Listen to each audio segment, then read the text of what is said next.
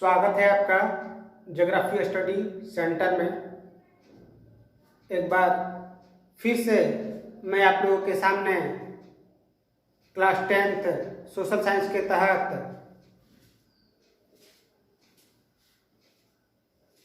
History का subject आज लेकर आया हूँ।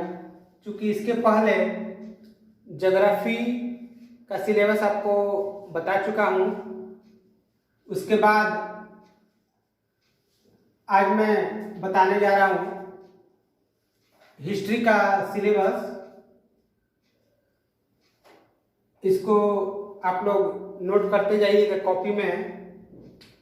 तो यूनिट 1 देखते हैं। सबसे पहले यूनिट 1 में क्या पढ़ना है, इसके पहले थोड़ा जान ले, इधर ध्यान दे दें कि हिस्ट्री के तहत 20 मार्क्स यानी कि 20 मार्क्स आपका इससे पूछा जाता है। ठीक है, 20 मार्क्स। अब बात करते हैं यूनिट 1। यूनिट 1 में आपको पढ़ना है यूरोप में राष्ट्रवाद। ठीक है, तो यहां पर यानी कि यूरोप में, जैसे मान लीजिए अलग अलग जो महाद्वीप हैं, उसमें से एक यूरोप महाद्वीप भी आता है। 7 महाद्वीपों में से एक यूरोप महाद्वीप भी आता है। तो वहां राष्ट्रवाद यानी कि राष्ट्र की भावना किस प्रकार से पनपी, इसके बारे में पढ़ना है। यूनिट 2 में पढ़ना है समाजवाद एवं साम्यवाद। मतलब कि समाजवाद और साम्यवाद में क्या अंतर है, समाजवाद क्या होता है, साम्यवाद क्या होता है। इस चैप्टर में हम लोग इसी पर प्रकाश डालेंगे। ठीक है।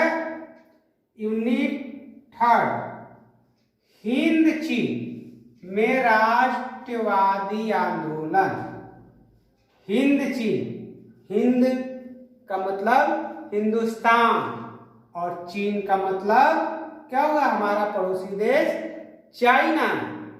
तो हिंद चीन में राष्ट्रवाद का आंदोलन, अपने राष्ट्र के प्रति किस प्रकार का आंदोलन हुआ, कौन कौन लोग इस आंदोलन में भाग लिए और किस प्रकार का आंदोलन किए, इसके बारे में चर्चा करेंगे।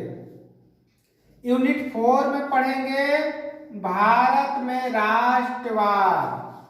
अपना देश भारत, यहाँ पर राष्ट्रवाद का उदय किस प्रकार से हुआ, किस प्रकार से हमारा भारत अंग्रेजों से आजाद हुआ, उसके पहले कौन कौन सा शासन हुआ, इन सभी का चर्चा हम लोग इसमें करेंगे। यूनिट 5 में पढ़ेंगे अर्थव्यवस्था और आजीविका।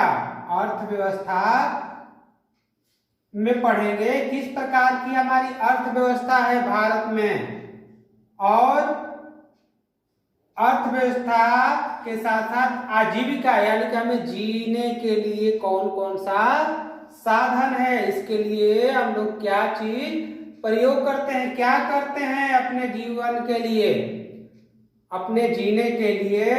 रोटी कपड़ा मकान, अब तो शिक्षा भी चाहिए। तो इन सभी का चर्चा हम लोग इसमें करेंगे। इसके साथ साथ यूनिट 6 में पढ़ेंगे शहरीकरण एवं शहरीकरण जीवन। शहरीकरण क्या है, शहरीकरण किसे कहते हैं, शहर किसे कहते हैं। इसके बाद शहरी जीवन, जो शहर में लोग रहते हैं उनका जीवन किस प्रकार से होता है। यहाँ इस चैप्टर में हम लोग ये भी चर्चा करेंगे कि ग्रामीण और शहरी इन दोनों में क्या अंतर है, और ग्रामीण जीवन ज्यादा सुखमय है या शहरी जीवन, तो इनके बारे में हम लोग इसमें चर्चा करेंगे। यूनिट 7 में हम लोग पढ़ेंगे क्या चीज, व्यापार और भूमंडलीकरण। व्यापार और भूमंडलीकरण मतलब कि व्यापार कितने प्रकार से होता है, कैसे होता है, क्यों लोग व्यापार करते हैं। उसके बाद भूमंडलीकरण क्या है, भूमंडलीकरण क्या है, इससे क्या हमें लाभ होता है, क्या हानि होता है, इन सबों के बारे में चर्चा करेंगे। और इतिहास के अंत में जो 8वां यूनिट है, इसमें पढ़ना है प्रेस। प्रेस क्या होता है, संस्कृति क्या होती है, और राष्ट्रवाद, यानी कि प्रेस, संस्कृति और राष्ट्रवाद के बारे में हम लोग चर्चा करेंगे कि यहाँ पर किस प्रकार से प्रेस का स्वतंत्रता है या नहीं है, प्रेस क्या होता है, संस्कृति क्या होती है, हमारी भाषा क्या होती है, राष्ट्रवाद क्या होता है, इन सबों का चर्चा हम लोग किस में करेंगे, इस इतिहास में, यानी कि हिस्ट्री में। और आपके बोर्ड एग्जाम में मार्क्स कितने का आता है, 20 मार्क्स का। ओके, तो इसको आप लोग नोट कर लें। इसके बाद अब हम लोग देखें सिविक्स में क्या क्या पढ़ना है। इसमें यूनिट 1 में पढ़ना है सत्ता की साझेदारी। ठीक, कि सत्ता किस प्रकार से एक साझा के द्वारा प्राप्त किया जाता है। जैसे मान लीजिए कोई दुकानदार है, तो क्या करता है, अगर उसके पास पूंजी नहीं रहे तो 2 व्यक्ति मिलकर उस दुकान को खोलते हैं या कोई कंपनी चलाते हैं। उसी प्रकार यहाँ बात हो रही है सत्ता की, मतलब कि यह जो सत्ता जो शब्द है, ये किससे जुड़ा हुआ है, यह राजनीतिक से। ठीक है, तो यूनिट 1 में पढ़ना है सत्ता की साझेदारी। यूनिट 2 में चलिए, इसमें पढ़ना है सत्ता में साझेदारी की कार्य प्रणाली।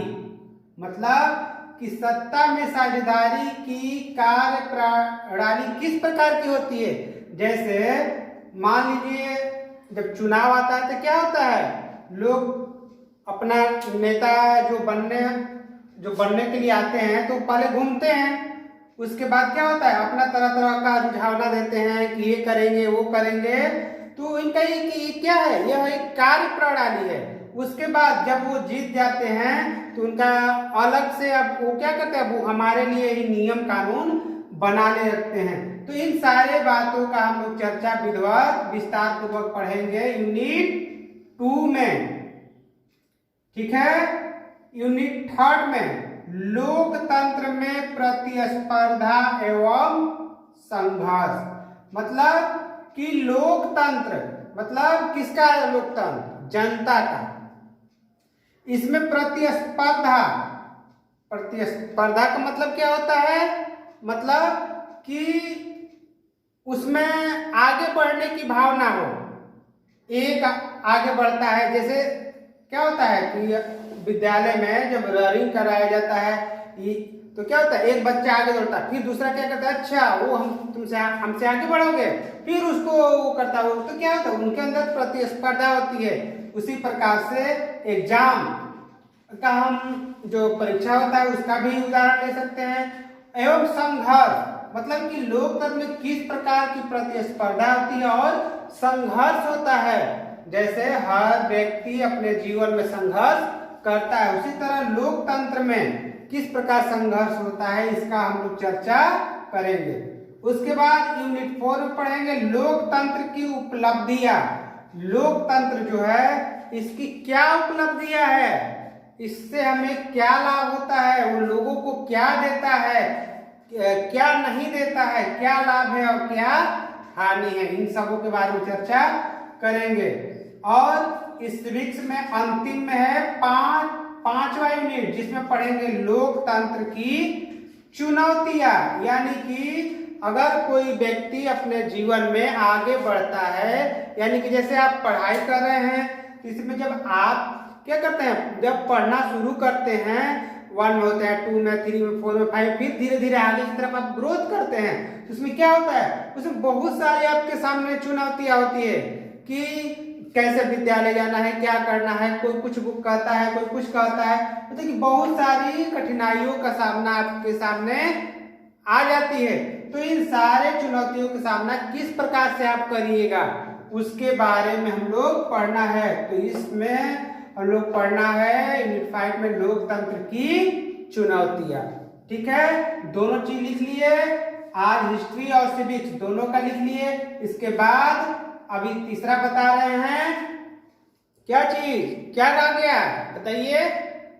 और पांचवा सब्जेक्ट इकोनॉमिक्स, सही बताया आपने। इसके बाद हम लोग लिखेंगे इकोनॉमिक्स, इसको विस्तार पूर्वक आप लोग लिख लीजिए। चलिए, इसके बाद इतिहास हो गया, और क्या हो गया, सिविक्स हो गया। इसके बाद हम लोग पढ़ेंगे इकोनॉमिक्स। इकोनॉमिक्स में आपको 7 यानी कि 7 यूनिट पढ़ना है, ठीक है। पहला यूनिट देखें, अर्थशास्त्र एवं इसके विकास का इतिहास, मतलब कि अर्थशास्त्र क्या है और इसका इतिहास क्या है, कब से लोग इतिहास के बारे में अर्थशास्त्र के बारे में जानना शुरू किए। मतलब कि अर्थशास्त्र एवं इसके विकास का इतिहास, कि अर्थशास्त्र के बारे में लोग कब से जानना शुरू किए, कब से लेखा जोखा शुरू किए, ठीक है। यूनिट 2 में पढ़ना है राज्य एवं राष्ट्र की आय। हम लोग किस राज्य में रहते हैं, बिहार, यूपी, आप कहीं भी रहते हो तो उसका एक राज्य होगा, उस राज्य में आप रहते हैं। या तो आप बिहार में रहते हैं, या फिर उत्तर प्रदेश में, महाराष्ट्र में, गुजरात में, गोवा, कहीं तो होंगे ना। तो राज्य एवं राष्ट्र की आय, राष्ट्र मीन्स यहाँ किसके लिए संबोधन हो रहा है, देश के लिए। यानी कि देश और राज्य की आय किस प्रकार से आय होती है, क्या क्या चीज कर उनको आय प्राप्त होता है, इसके बारे में ध्यान करना है। यूनिट 3 में मुद्रा, मुद्रा मीन्स क्या, रुपया, पैसा। उसके बाद बचत, शायद आप लोग गोलक रखे होंगे या फिर नहीं रखे हैं तो रख लीजिए, उसमें बचत करना शुरू कर दीजिए, क्योंकि बचत आपके लिए लाभप्रद होगा। जिस प्रकार से आपके मम्मी पापा क्या करते हैं, बैंक में रखते हैं ना कुछ बचत के लिए, ताकि वो समय पर आपको काम दे दे, तो आपको ही बचत करना चाहिए। तो इसमें बचत एवं साख क्या होता है, जहां पर ये सब जमा होता है, शाखाएं, जिस प्रकार से पेड़ की शाखाएं होती है उसी प्रकार से साख होता है। और कौन कौन सा साख होता है, कैसा होता है, ये सब हम लोग पढ़ेंगे जब ये चैप्टर पढ़ने लगेंगे तब। यूनिट 4 में पढ़ना है हमारी वित्तीय संस्थाएं। वित्तीय मीन्स जिससे क्या हो, हमारे लिए क्या होता है, लाभ। यानी कि हमारी वित्तीय संस्थाएं कौन सी संस्था से हमें लाभ होता है, वित्त प्राप्त यानी कि आमदनी होता है। जैसे कोई मान लीजिए आप संस्था खोली, तो संस्था खोलिएगा, जैसे मान लीजिए दुकान ही उदाहरण ले लीजिए, अगर दुकान खोलते हैं तो क्या करिएगा, उसका लाभ हानि सब देखिएगा ना, कि हम बेच रहे हैं तो उससे हम क्या लाभ है, क्या हानि है, क्या चीज लाए, क्या सामान लाए, क्या दूसरे को पूछिए। तो वित्तीय संस्थाएं क्या है, हमारी कौन कौन सी वित्तीय संस्थाएं हैं और किस प्रकार से कार्य करती है, उन सबों के बारे में जानकारी प्राप्त करेंगे। यूनिट 5 की बात करें, यूनिट 5 में है रोजगार एवं सेवाएं। रोजगार क्या है, आप पढ़ रहे हैं, पढ़कर क्या करिएगा, रोजगार करिएगा, समाज में आप क्या करिएगा, समाज के लिए कार्य करिएगा, समाज को उत्थान करिएगा। अगर आप उत्थान होते हैं, आप में प्रोग्रेस होता है, आप विकसित अपने आप में हो रहे हैं, तो दूसरे को भी आप विकसित करिएगा। तो क्या है, आप पढ़ लिख के क्या करिएगा, रोजगार प्राप्त करिएगा एवं सेवाएं। कहीं ना कहीं आप या तो बैंक में काम करिएगा, या फिर किसी ऑफिस में काम करिएगा, वीडियो बनिएगा, सीओ बनिएगा, फिर जो भी वर्क, या फिर शिक्षक बनिएगा।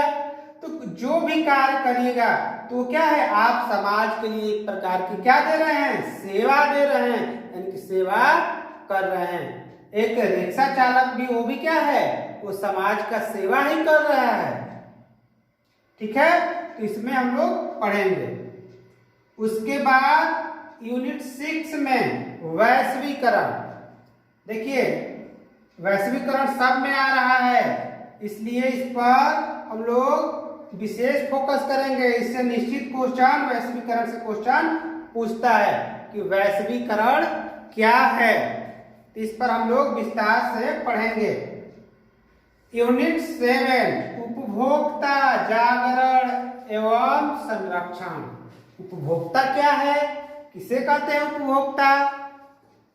ठीक है, उपभोक्ता जागरण एवं संरक्षण मतलब क्या हुआ कि जैसे मान लीजिए हम लोग कोई सामान खरीदते हैं, क्या हुआ, दुकान पे जाते हैं तो जो चीज मैंने खरीदा, कोई भी चीज अगर हम खरीदते हैं तो क्या हुए, उपभोक्ता हुए।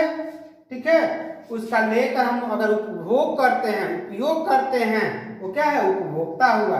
तो उपभोक्ता का जागरण कौन कौन सा है, यानी कि आप कोई चीज सामान खरीदने जाते हैं, जैसे मान लीजिए हल्दी आप खरीदने जा रहे हैं, हल्दी पाउडर खरीदने जा रहे हैं, तो उसमें कोई मिलावट तो नहीं है, क्या नहीं है, तो उसके लिए हमें जागरूक होना चाहिए। कोई वस्तु है, अगर मूल्य प्रिंट आपका 10 रुपया है, दे रहा है 12 रुपया, तो आपका फर्ज है पूछना कि आप 12 रुपये में क्यों दे रहे हैं। तो ये क्या है, जब आप जागरूक होइएगा तभी ना। तो इसमें पढ़ना है उपभोक्ता जागरण एवं संरक्षण, किस प्रकार से हमें संरक्षण करना चाहिए, जैसे पेड़ पौधा हो, जीव जंतु हो, उसका भी संरक्षण हमें करना चाहिए। उसी प्रकार इस इकोनॉमिक्स में, अर्थशास्त्र में हम लोग संरक्षण की बात करेंगे। अब कौन सा संरक्षण की बात करेंगे, मिट्टी का, पेड़ पौधों का, मानव का, या किस चीज का, ये हम जब हम लोग पढ़ेंगे चैप्टर तो उसमें आपको समझ में आ जाएगा। ठीक है, तो इन सारे यूनिट्स को आप लिख लीजिए, और मैंने पहले ही बताया था कि सभी के लिए एक एक कॉपी आप लोग अलग अलग बना लीजिएगा और सबको विस्तार से लिखते जाइएगा। ठीक है, तो इसको मैं समझ रहा हूं कि आप लोगों को समझ में आ गया होगा। ठीक है, अब आपके लिए मैं एक प्रश्न दे रहा हूं, इसको कमेंट बॉक्स में लिखिएगा। ठीक है, आज की पढ़ाई में ही बताया गया है, तो बताइएगा कि जो सिविक्स है सब्जेक्ट, उसमें कितने यूनिट पढ़ना है। कमेंट बॉक्स में लिखकर हमें जरूर बताइएगा कि सिविक्स जो सब्जेक्ट है उसमें कितना यूनिट है। ठीक है, तब मैं समझ जाऊंगा कि आपको मेरा पढ़ाया हुआ समझ में आ रहा है और अच्छी तरह से आप देख रहे हैं। ठीक है, ओके। अब इसके बाद हम लोग क्या पढ़ेंगे, अब इसके बाद अगला जो वीडियो बनेगा उसमें ज्योग्राफी शुरू होगा। अब ज्योग्राफी का हर एक यूनिट वाइज हम लोग पढ़ेंगे, और उसके पहले आप लोग क्या करिएगा कि नोटबुक बना लीजिए ताकि आप लोग लिखना शुरू कर दिए। ठीक है, तो मैं आशा करता हूं कि आप लोगों को समझ में आ गया होगा। इसी के साथ आज का क्लास बस इतना ही। जय हिंद, जय भारत।